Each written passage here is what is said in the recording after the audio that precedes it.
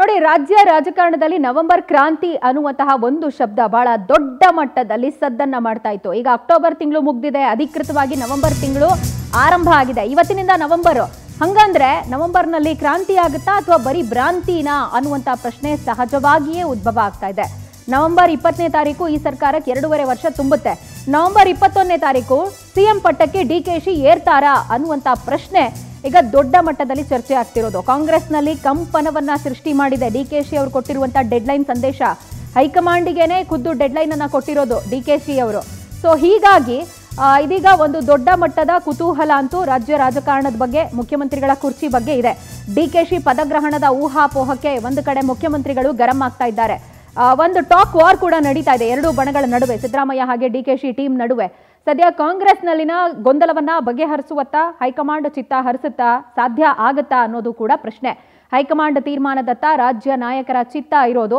But high command ಯಾವ ರೀತಿಯ ತೀರ್ಮಾನವನ್ನ ತೆಗೆದುಕೊಳ್ಳುತ್ತೆ, ಹೈಕಮಾಂಡನ್ನ ನನ್ನ ಕಡೆಗೆ ಸೆಳೆದುಕೊಳ್ಳಬೇಕು, ನನ್ನನ್ನು ಕನ್ಸಿಡರ್ ಮಾಡಬೇಕು ಅಂತ ಹೇಳಿ ಇನ್ಫ್ಲೂಯೆನ್ಸಿಂಗ್ ಫ್ಯಾಕ್ಟರ್ಸ್ ಅನ್ನುವಂಥ ರೀತಿಯಲ್ಲಿ ಡಿ.ಕೆ. ಶಿವಕುಮಾರ್ ಅವರು ಉಳಿಸ್ತಿರುವಂತಹ ದಾಳಗಳು ಇದೆಲ್ಲವೂ ಕನ್ಸಿಡರೇಷನಿಗೆ ಬರುತ್ತೆ.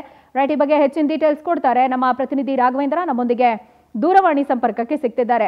ರಾಘವೇಂದ್ರ, ಇಷ್ಟು ದಿನಗಳ ಕಾಲ, ಇಷ್ಟು ತಿಂಗಳುಗಳ ಕಾಲ ನವೆಂಬರ್ ಕ್ರಾಂತಿ ಅನ್ನುವಂಥದ್ದನ್ನು ಕೇಳ್ತಾ ಇದ್ವಿ. ಇವತ್ತು ಅಧಿಕೃತವಾಗಿ ನವೆಂಬರ್ ಆರಂಭ ಆಗಿದೆ.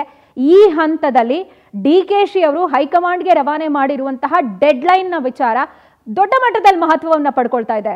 ಸೊ ರಾಜ್ಯ ರಾಜಕಾರಣದ ಸಿನಾರಿಯೋ ಹೆಂಗೆ ಎಕ್ಸ್ಪೆಕ್ಟ್ ಮಾಡ್ಬೋದು, ಏನೆಲ್ಲ ಆಗಬಹುದು ಅಂತ?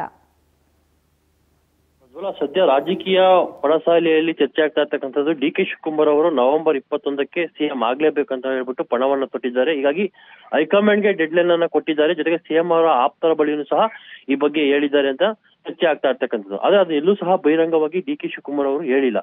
ಹೀಗಾಗಿ ನವೆಂಬರ್ ಕ್ರಾಂತಿ ಏನು ಇವತ್ತಿನಿಂದ ನವೆಂಬರ್ ಆರಂಭವಾಗ್ತಾ ಇದೆ.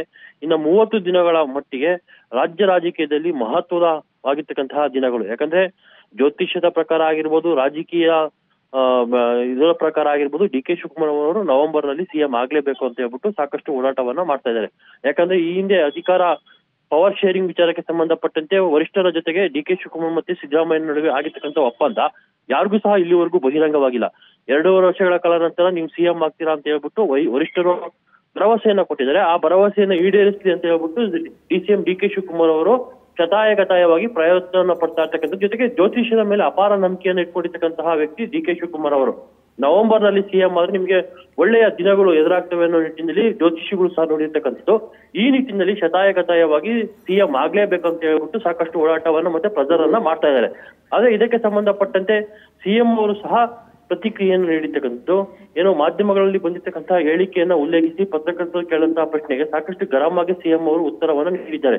ಯಾವ ಪತ್ರಿಕೆಯಲ್ಲಿ, ಯಾವ ಮಾಧ್ಯಮದಲ್ಲಿ ಬಂದಿದೆ, ನಾನು ಸಹ ಎಲ್ಲಾ ಪತ್ರಿಕೆಯನ್ನ, ಎಲ್ಲಾ ಮಾಧ್ಯಮಗಳನ್ನ ಸಹ ಡೈಲಿ ನೋಡ್ತೀನಿ, ಎಲ್ಲೂ ಸಹ ಬಂದಿಲ್ಲ, ನೀವೇ ಸೃಷ್ಟಿ ಮಾಡ್ತಾ ಇರ್ತಕ್ಕಂತಹ ವಿಚಾರ ಅಂತ ಹೇಳ್ಬಿಟ್ಟು ಗರಂ ಆಗಿ ಆನ್ಸರ್ ಅನ್ನ ಮಾಡಿರ್ತಕ್ಕಂಥದ್ದು. ಒಟ್ಟಿನಲ್ಲಿ ನವೆಂಬರ್ ಕ್ರಾಂತಿ ಆಗುತ್ತೋ ಅಥವಾ ಭ್ರಾಂತಿ ಆಗುತ್ತೋ, ವಾಂತಿ ಆಗುತ್ತೋ ಅನ್ನೋದನ್ನ ನಾವು ಕಾದು ನೋಡ್ಬೇಕಾಗಿದೆ. ಅದರ ಒಂದು ನಾಟಕವನ್ನು ನೋಡುವಂತಹ ಭಾಗ್ಯ ರಾಜ್ಯದ ಜನತೆಗೆ ಸಿಕ್ಕಿದೆ ಅಂತಾನೆ ಹೇಳ್ಬೋದು ಪ್ರಜ್ವಲ. ಎಕ್ಸಾಕ್ಟ್ಲಿ. ಥ್ಯಾಂಕ್ ಯು ರಾಘವೇಂದ್ರ ತಮ್ಮೆಲ್ಲ ಡೀಟೇಲ್ಸ್ಗೆ.